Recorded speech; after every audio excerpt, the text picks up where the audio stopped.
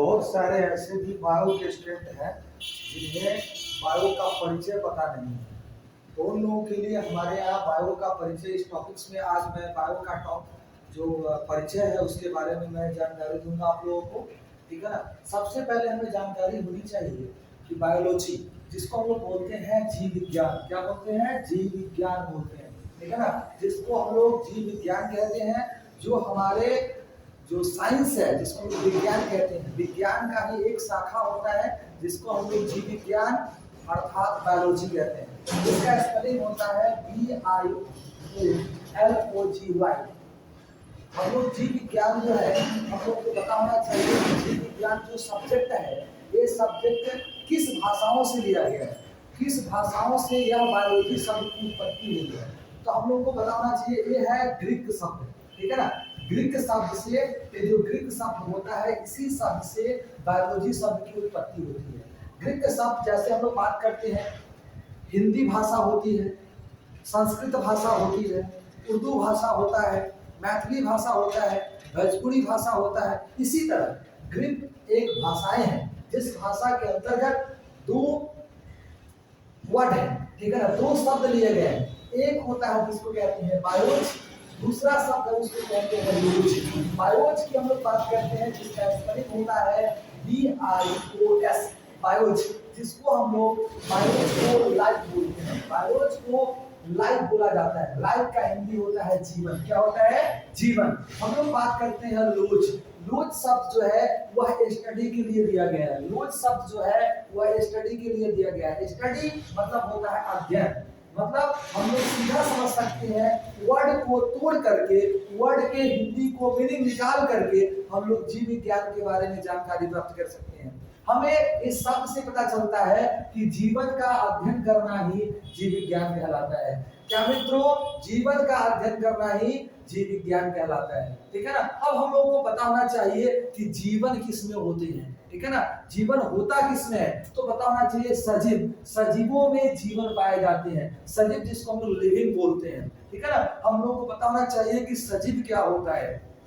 तो सजीवों में सजीव का लक्षण पाए जाते हैं। हम लोग को पता होना चाहिए सजीवों का मुख्य लक्षण क्या क्या होता है। तो श्वसन, अगर जीव सांस ले रहा है, ठीक है ना, सांस छोड़ रहे हैं, तब वह सजीव कहलाएगा। अगर वह जीव सांस नहीं लेगा, सांस नहीं छोड़ेंगे, तो उसको हम लोग सजीव नहीं कह सकते हैं। दूसरा हम लोग बात करते हैं भोजन का ग्रहण। जितने सारे जीव जंतु हैं जिसको हम लोग जीव विज्ञान के अंतर्गत अध्ययन करेंगे, सभी जीव भोजन का ग्रहण करते हैं। ठीक है ना। और भोजन का ग्रहण जो है भोज्य पदार्थ के रूप में किया जाता है, पोषक तत्व के रूप में करते हैं। और हम लोग को पता है कि पोषक तत्व के रूप में हम लोग कार्बोहाइड्रेट को लेने के काम करते हैं, हम लोग विटामिन को लेने के काम करते हैं, हम लोग प्रोटीन को लेने को काम करते हैं, हम लोग खनिज को लेने को काम करते हैं। अर्थात ये सभी जो है बहुत सारे ऐसे पोषक तत्व है जिसको भोजन के माध्यम से हम लोग प्राप्त करते हैं। दूसरा होता है जिसको बोलते हैं उत्सर्जन। ठीक है ना। अब हम लोग समझेंगे कि उत्सर्जन क्या होता है। जितने सारे जीव भोजन ग्रहण करते हैं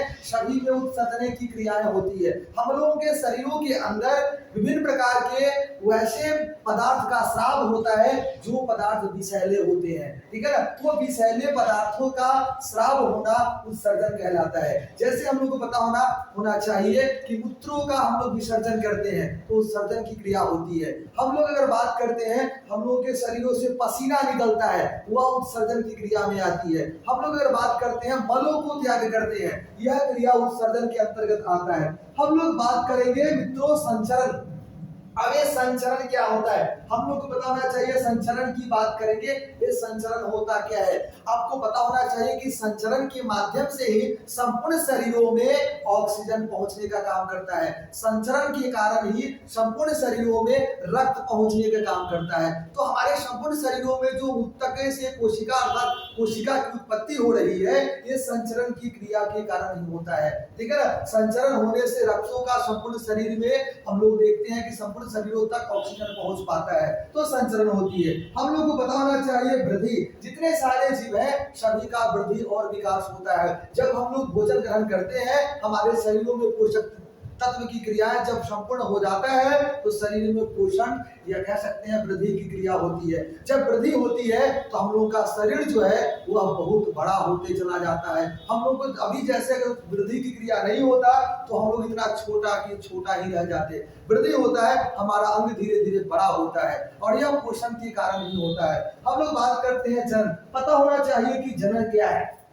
जितने सारे जीव हैं, ठीक है ना, वह सूक्ष्म जीव की बात कर सकते हैं, ठीक है ना, वह पौधे की बात कर सकते हैं, वह कह सकते हैं कि जंतुओं का अर्थात प्राणियों की बात कर सकते हैं। सभी जंतुओं में जनन अर्थात रिप्रोडक्शन या कह सकते हैं प्रजनन की क्रियाएं होती है, ठीक है ना, और प्रजनन आवश्यक होता है। प्रजनन द्वारा ही जीवों की संख्याओं में वृद्धि होती है और प्रजनन से ही क्या होता है, अस्तित्व बरकरार होता है, ठीक है ना। और प्रजनन वैसी प्रक्रम है जिसके द्वारा कोई भी जीव अपनी तरह की संतति उत्पन्न करने की क्षमता रखते हैं। पौधे पौधे को उत्पन्न करते हैं, पशु पशु को उत्पन्न करते हैं, प्राणी जंतु जो भी है मानव मानव को उत्पन्न करता है, ठीक है ना, उसी को हम लोग प्रजनन कहते हैं, ठीक है ना मित्रों। अब हम लोग बात करते हैं गति या प्रचलन। हम लोग को पता होना चाहिए जब कोई जंतु अगर एक स्थान से दूसरे स्थान पर जाता है तो उसी को हम लोग गति कहते हैं। लेकिन पता होना चाहिए जंतुओं में हम लोग माइक्रो एनिमल की बात करेंगे, ठीक है ना, या फिर एनिमल की बात करेंगे, उसमें गति की क्रियाएं होती है।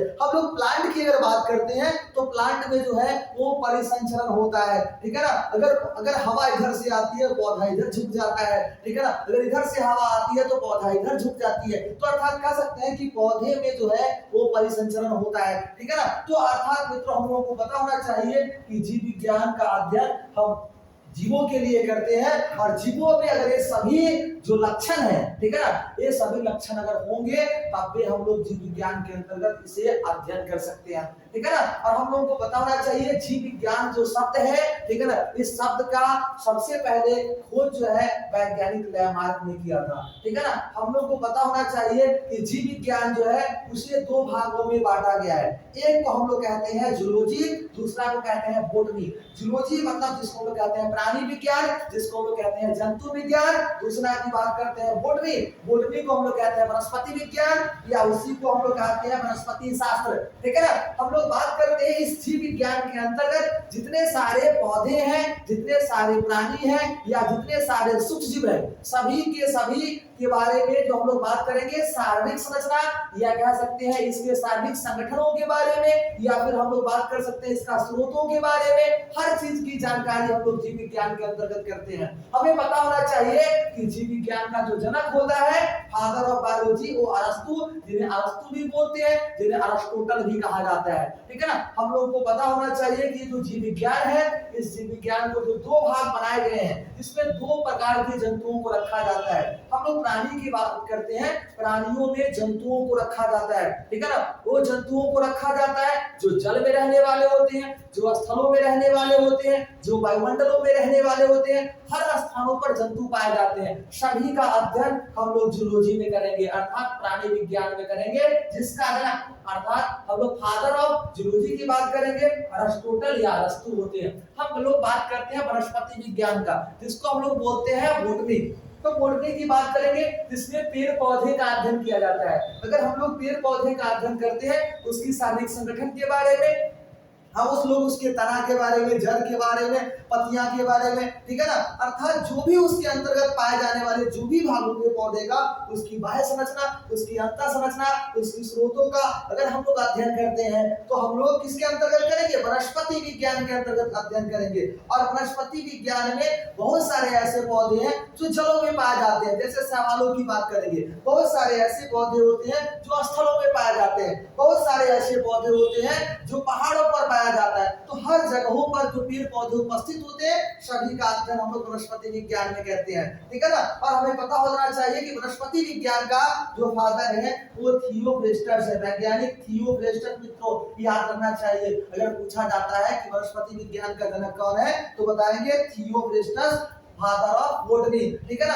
हम लोग को पता होना चाहिए 1802 में वैज्ञानिक लैमार्क और टर्बिनस ने जीव विज्ञान को दो वर्गों में वर्गीकृत कर दिया था 1802 में, ठीक है ना। याद रखिएगा मित्रों, 1802 में लैमार्क और टर्बिनस ने क्या किया था, जीव विज्ञान को दो भागों में वर्गीकृत कर दिया था, जूलॉजी और बॉटनी, ठीक है ना। जंतु विज्ञान और वनस्पति विज्ञान, या कह सकते हैं वनस्पति शास्त्र, ठीक है ना। वो ये इस तरह से कम हम लोग थोड़ा सा ही सही, लेकिन हम लोगों को ये परिचय आना चाहिए, ठीक है ना।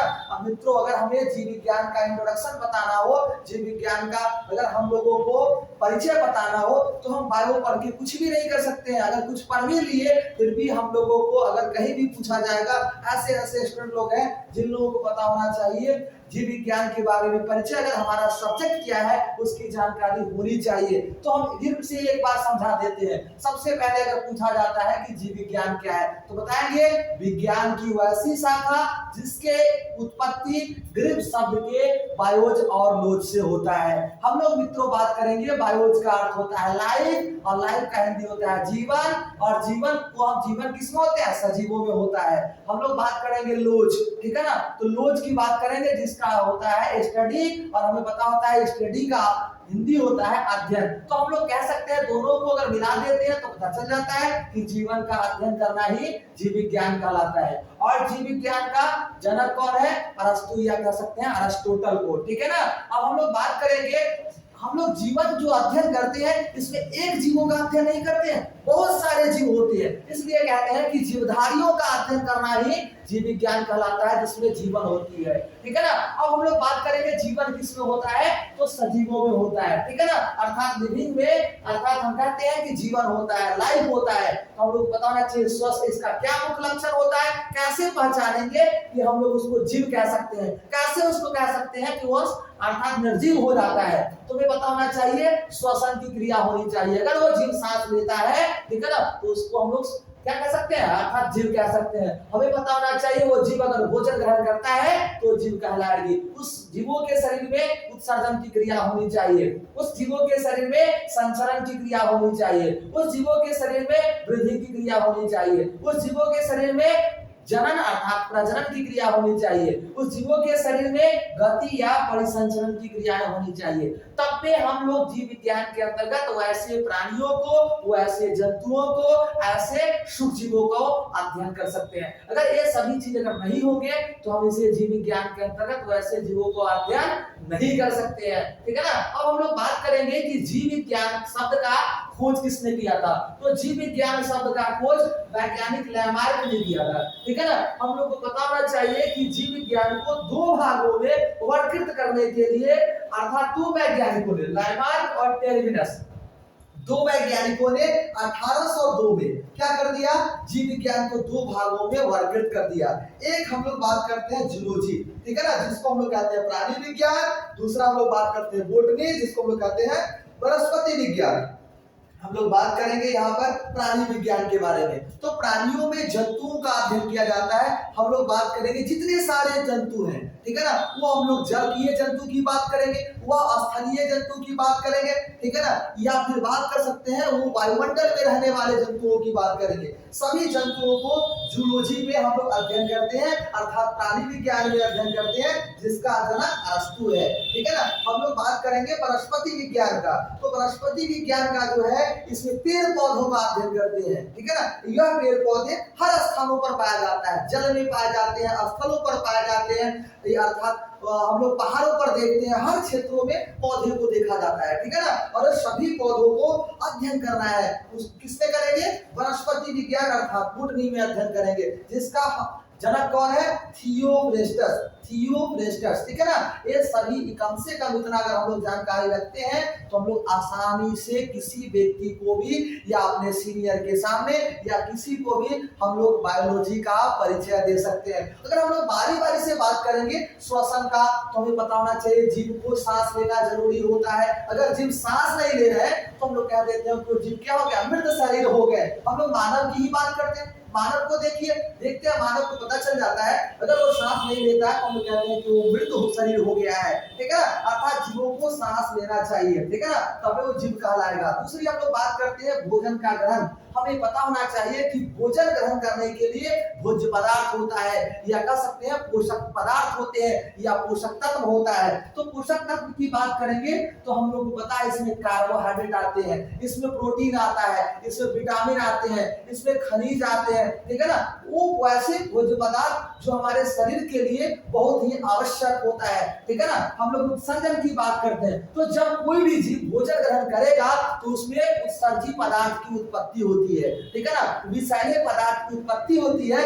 जो अगर हमारे शरीर के अंदर अगर रह जाएगा, ठीक है ना, या किसी जीव के शरीर के अंदर रह जाएगा तो जीवों की मृत्यु हो सकती है, ठीक है ना। इसलिए उत्सर्जन की क्रिया होनी चाहिए, ठीक है ना। तो उत्सर्जन की क्रिया जैसे हम लोग बात करते हैं अपने शरीर की, अगर बात करते हैं अगर मूत्रों की त्याग होता है तो उत्सर्जन की क्रिया हो रही है, मलों को त्याग हो रहा है तो उत्सर्जन की क्रिया हो रही है, पसीना का त्याग हो रहा है तो उत्सर्जन की क्रिया हो रही है। ये सभी क्रिया उत्सर्जन में आते हैं। हम लोग संचरण की बात करेंगे तो संचरण के द्वारा संपूर्ण शरीरों में ब्लड पहुंचता है, अर्थात कह सकते हैं रक्त पहुंचते हैं। संचरण के माध्यम से संपूर्ण शरीरों में ऑक्सीजन पहुंचता है, ठीक है ना, जो जीवों को जीवित रखने के लिए बहुत ही जरूरी होता है। हम लोग बात करेंगे वृद्धि का, तो वृद्धि बहुत ही जरूरी है। अगर वृद्धि नहीं होगा तो जीव बड़े दिखाई नहीं देंगे। हम लोग जनन की बात करेंगे, अगर जीव जनन होता है तब भी हम लोग बात करते हैं जीवों की संख्याओं में वृद्धि होती है। जनन होता है तभी जीवों का अस्तित्व बरकरार है। अगर जनन नहीं होगा तो जीव का अस्तित्व मिटने लगेगा। तो हम लोग रेट डाटा की बात करते हैं, जिसमें देखते हैं जीव विलुप्त होने लगता है तो उसको हम रेट डाटा के अंतर्गत रख देते हैं, ठीक है ना। तो उसके बारे में हम लोग आगे पढ़ेंगे, ठीक है ना। और जनन कह सकते हैं, जनन एक ऐसी प्रक्रम है जिसमें कोई भी जीव अपनी तरह की संतति उत्पन्न करने की क्षमता रखते हैं, उसी को हम लोग क्या कहते हैं, जनन कहते हैं। और जनन दो प्रकार के होते हैं, लैंगिक जनन और अलैंगिक जनन। हम लोग बात करते हैं गति। गति बहुत ही जरूरी होता है। एक स्थान से स्थान अगर कोई भी जीव बदल रहा है तो उसे हम लोग गति कहते हैं, ठीक है ना। हम लोग बात करेंगे परिचलन, तो पौधे जो है वो गति नहीं करते हैं, पौधे परिचलन करते हैं। तो इतना अगर हम लोग अगर जान लेते हैं तो हम लोगों का कह सकते हैं कि बायोलॉजी अर्थात जीव विज्ञान का परिचय कंप्लीट हो जाएगा। इतना कम से कम हम लोगों को जानना चाहिए, ठीक है ना।